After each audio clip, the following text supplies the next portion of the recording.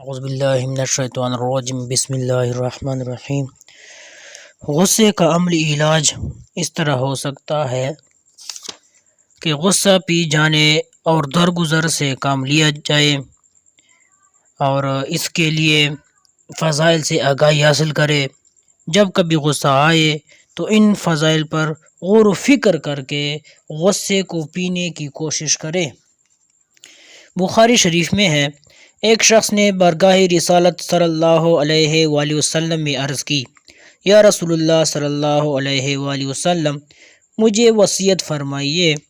ارشاد فرمایا، غصہ مت کرو۔ اس نے بار بار یہی سوال کیا۔ آپ صلی اللہ علیہ وآلہ وسلم نے جواب یہی دیا۔ اس نے بار بار یہی سوال کیا، جواب یہی ملا کہ غصہ مت کرو۔ حضرت سیدنا ابو درداء رضی اللہ تعالی عنہ کہتے ہیں کہ میں نے عرض کی، یا رسول اللہ صلی اللہ علیہ وآلہ وسلم، مجھے کوئی ایسا عمل ارشاد فرمائیے جو مجھے جنت میں داخل کر دے۔